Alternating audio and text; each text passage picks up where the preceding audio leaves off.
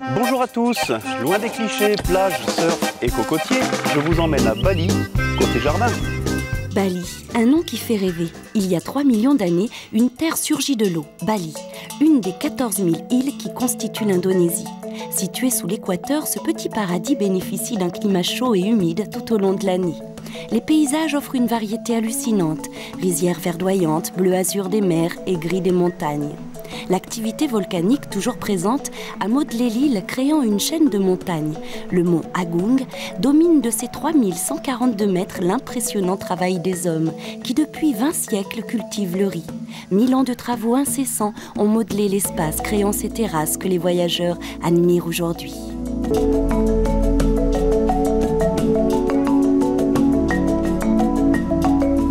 À 1000 mètres d'altitude, le lac Batur occupe une partie du cratère de l'ancien volcan qui a créé l'île de Bali. Le mont Batur est beaucoup plus petit, heureusement, car il est encore actif. Sa dernière éruption date de 2000. Ces montagnes sont vénérées car, paradoxalement, si elles sont parfois destructrices, elles sont aussi la richesse de l'île. Les laves sont à l'origine de la fertilité des sols et les monts bloquent les nuages. Avec plus de 3 mètres de pluie par an, la zone du lac Batur est le véritable réservoir de l'île. Madeputu, il a 4000 tomates. Et c'est lui qui les sème, qui les repique, et c'est lui qui va les planter dans son champ jusqu'à la récolte. Oui, depuis semence jusqu'à la récolte, c'est lui avec sa femme. C'est en famille là. Et combien de récoltes par année?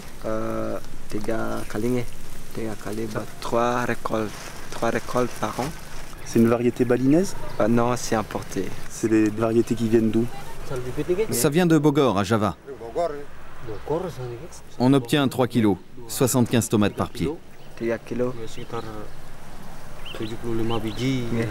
Tu vas les vendre où? Il vend directement du producteur au consommateur au marché de Klungkung et de Denpasar. Qu'est-ce qu'il fait comme autre légume? Il produit aussi de l'ail, des oignons, des choux. J'ai appris comment repiquer à la façon balinaise. On ne peut pas mettre directement des petits plants pareils dans le jardin. Donc on les repique dans cette petite boulette de terre. La terre argileuse d'ici le permet. Et on range ces petites boulettes dans des plateaux. Quand la plante a bien repris, on peut la mettre au jardin.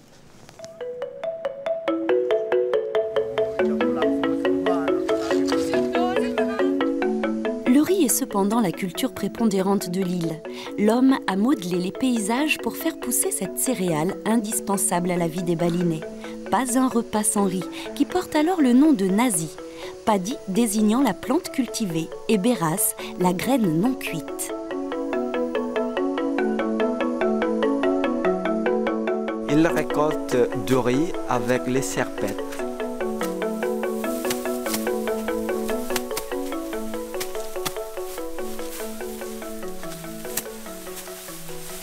Et après ça, on tape pour que les grains tombent.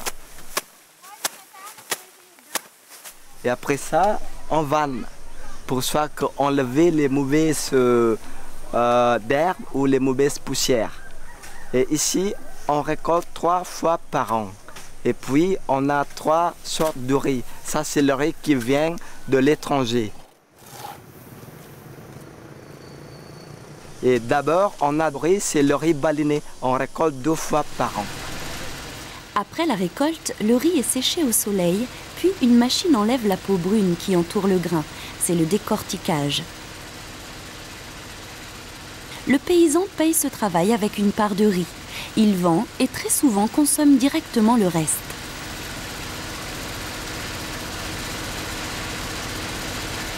Il n'y a pas de saison parce qu'ici, il y a toujours l'eau.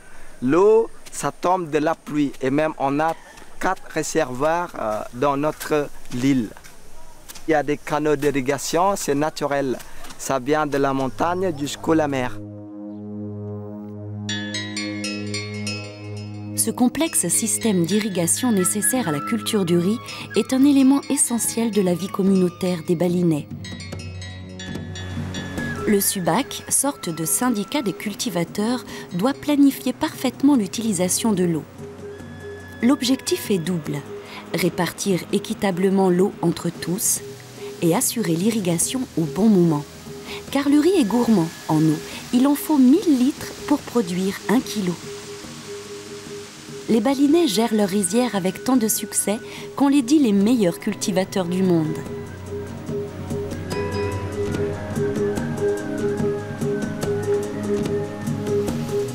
Trois récoltes sont possibles avec les nouvelles variétés, mais les Balinais préfèrent leur riz traditionnel, Padi Bali, qui accorde quand même 2 récoltes. Ça, c'est pour la consommation locale. On a le riz blanc, le riz noir et le riz rouge. Et ça, toute l'année. Le riz rouge, ça, c'est pour les dieux. Parce que là, comme le riz rouge, on dit que pour le dieu de Brahman. Et le riz noir, c'est pour le dieu de Vishnu. Et blanc, c'est pour le Shiva. Brahma, Vishnu et Shiva comme la Trinité. Les sautelles, là, c'est pour dédier à la déesse du riz. Parce que le riz, c'est un des dons de Dieu. C'est pour mettre des offrandes à chaque récolte. Quand on a déjà bien récolté, on va remercier à la déesse du riz qu'on a bonne récolte. Les canards jouent un rôle très important dans la culture du riz. Une fois la récolte passée, le cultivateur laisse la parcelle à l'éleveur. Les canards mangent les grains de riz tombés au sol, mais aussi et surtout les insectes parasites. Ils laissent aussi leur déjection sur place, engrais gratuit pour la prochaine récolte. Mais dès la récolte, le paysan doit déjà penser à l'avenir. Dans un coin de sa rizière, protégé par des filets, il sème. Très vite, en moins de 8 jours, un joli tapis vert apparaît. Puis, dos courbé, dans l'eau jusqu'aux genoux, les cultivateurs repiquent une à une les tiges de riz. Ensuite, quelques semaines de patience très attentive, car le riz ne doit pas rester le pied au sec, sauf quand il est prêt à mûrir. Et là, attention, car ce gentil capucin javanais est un redoutable prédateur. Tous les moyens sont bons pour l'effrayer, sinon il dévastera les champs non surveillés.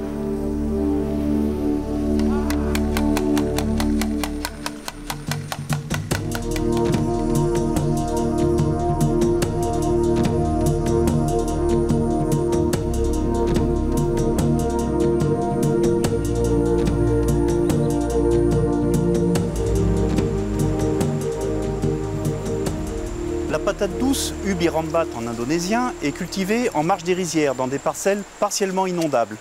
On la trouve souvent intercalée entre des rangs de bananiers, d'agrumes ou comme ici de manioc. On commence à trouver en France des variétés décoratives à feuillage vert clair ou pourpre. Botaniquement parlant, c'est une hippomée, la famille de nos volubilis annuels. En France, on consomme le tubercule, mais ici, on mange aussi les feuilles.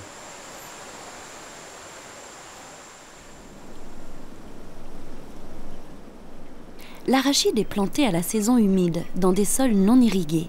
Les cacahuètes vont se développer sous terre dans une coque. Les graines nécessitent une longue préparation avant d'être consommées.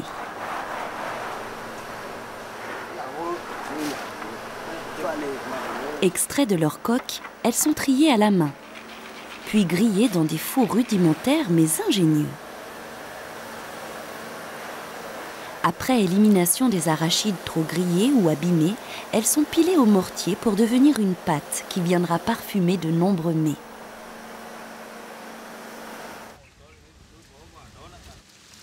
En altitude, au centre de Bali, les températures sont plus fraîches, surtout la nuit. On peut ainsi cultiver les légumes que nous récoltons dans nos jardins. La région de Bedugul est renommée pour ses cultures maraîchères et ses vergers.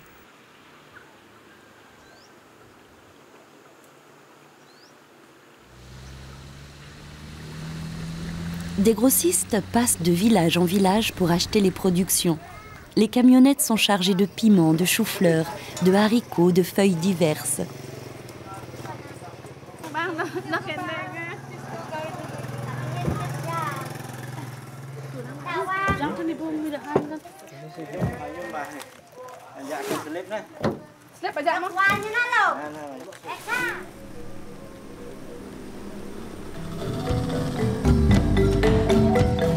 Toutes convergent vers le marché de Baturiti.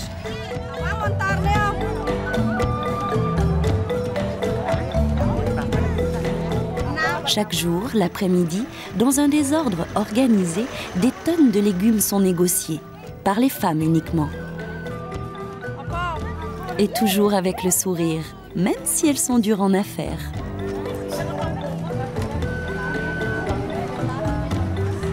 Les achats prendront de nouveau la route vers Denpasar, la capitale, pour nourrir ses 500 000 habitants.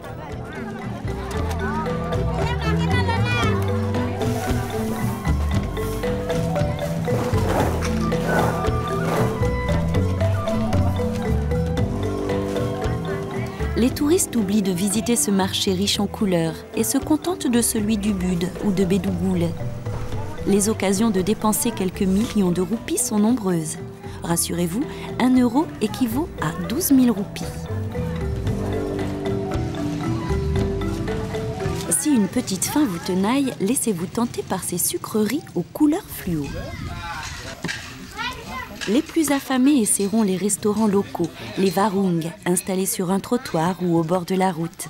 Ils offrent une vraie cuisine balinaise, comme ce plat composé de cacahuètes, de piments, d'ail, de riz cuit dans des feuilles de bambou et de soja frais.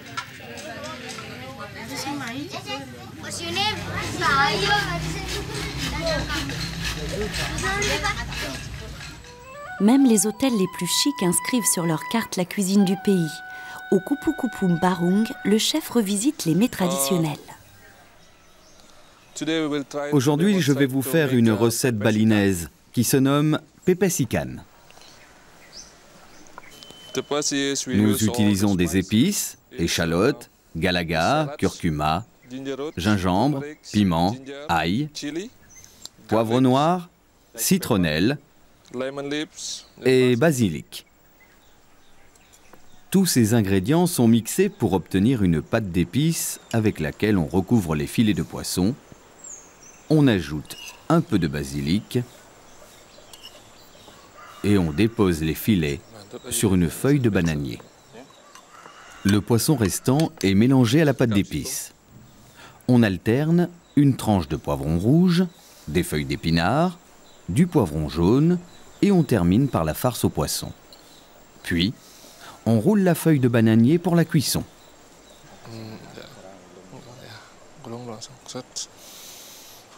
This is pepes ikan already done. So after this, we will try to put in the steamer. Simmer around 15 minutes. On fait cuire à la vapeur 15 minutes, puis sur le grill pour lui donner une belle couleur. This is already cooked, already steamed, and then we put on the grill. This is the peppers already done. On coupe en tranches et on dispose autour d'un cône de riz.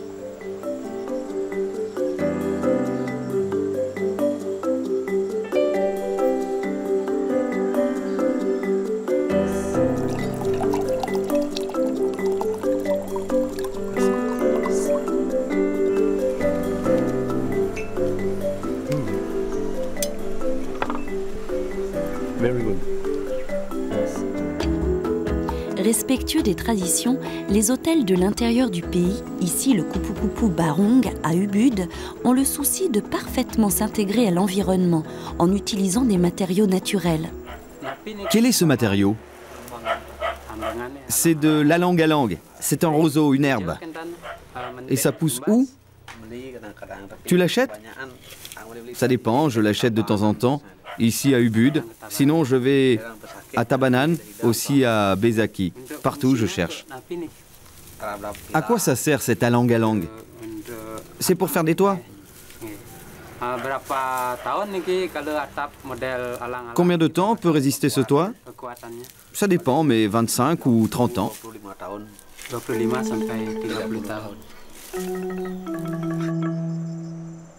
Les toits en alang-alang ne sont qu'un des aspects de l'intégration au milieu. Les constructions sont aussi noyées dans la verdure et les fleurs. Phénomène assez récent à Bali, les jardineries. C'est une habitude en Asie, les commerces de même type se regroupent aux mêmes endroits. On retrouve ici, sur cet immense carrefour de Denpasar, la capitale, quasiment toutes les pépinières de la ville.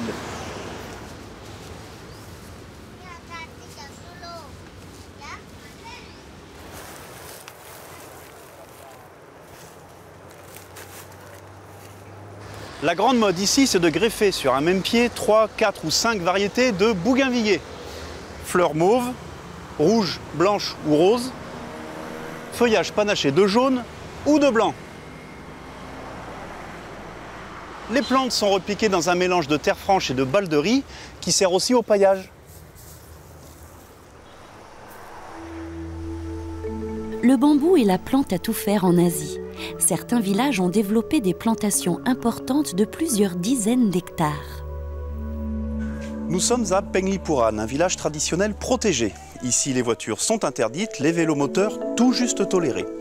Le village se compose d'une rue unique orientée vers le mont Agon, la montagne sacrée au nord.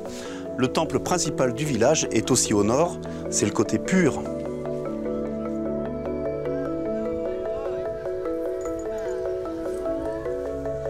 Plus de 200 personnes vivent ici sous l'autorité du chef de village. Ces plaques devant chaque maison servent au recensement. Dans cette maison vivent 2 hommes, 2 femmes, 4 personnes au total. Et puis c'est ici que nous découvrons les premiers toits en bambou. Plus chers mais plus solides que les toits en alang-alang ou en coco, ils peuvent durer une 40aine d'années.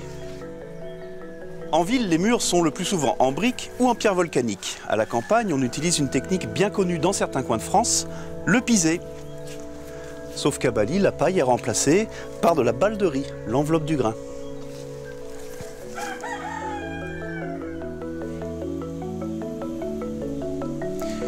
Il serait presque plus facile de dire ce à quoi le bambou ne sert pas plutôt que d'énumérer toutes ses utilisations. On peut dire qu'il accompagne la vie des Balinais de la naissance jusqu'à la mort, puisqu'il sert aussi bien à fabriquer des berceaux que l'estrade sur laquelle sont incinérés les défunts.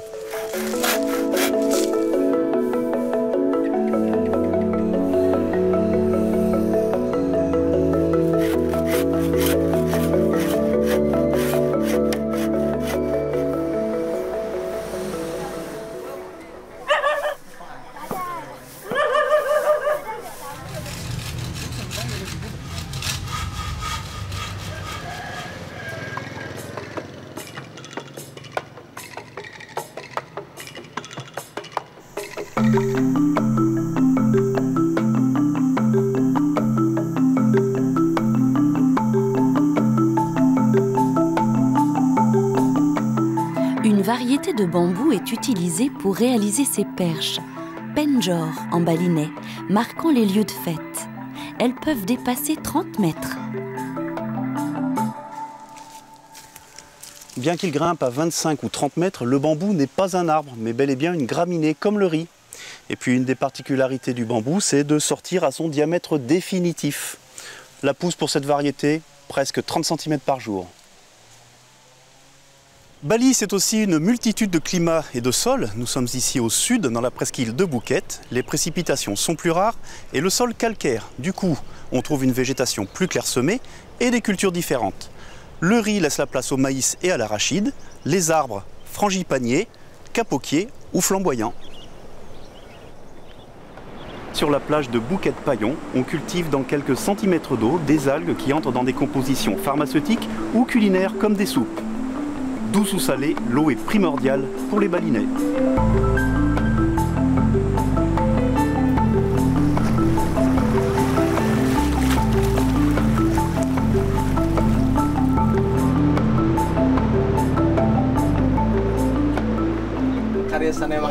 Qu'est-ce que vous faites comme travail? Je prépare pour aller planter demain. Il faudra attendre combien de temps ensuite? Si on veut une bonne récolte, il faut attendre 2 mois. Il faut que l'algue soit bien mûre. Sinon, elle sera trop légère et on n'aura pas beaucoup de poids à la peser.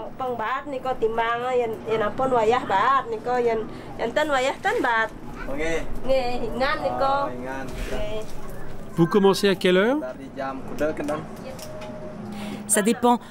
On a fait des allers-retours entre la mer et ici. Si on commence à 4 heures du matin, on finit en début d'après-midi.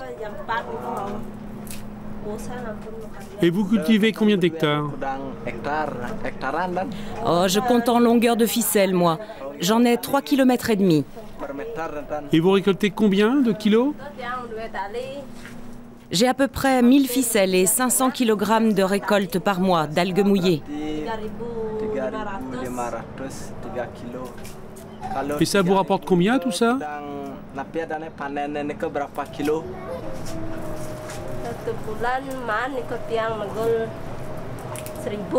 Il n'y a pas longtemps, j'en ai vendu pour 15 millions de roupies.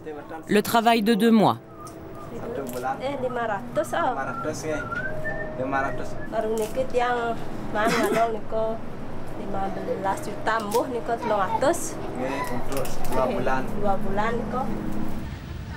Avant d'être vendues, les algues sont séchées au soleil.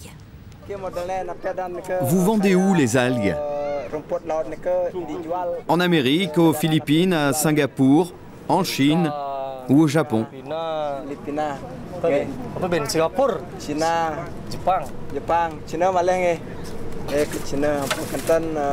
Pour quelles utilisations? Pour les cosmétiques, pour la pharmacie, pour le savon, pour des boissons. Qu'est-ce que c'est ce bruit là-haut?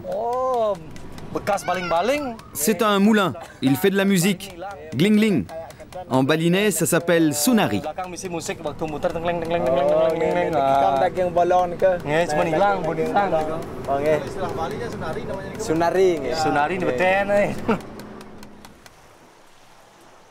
Sur la côte nord de l'île, les pluies sont rares. Les paysans d'Ahmed sont pauvres et se partagent entre culture et pêche en mer. Sur le rivage, d'étranges carrés découpent la plage, des marais salants. Une technique très particulière permet d'obtenir un des meilleurs sels au monde. Un conseil, achetez-en un petit panier.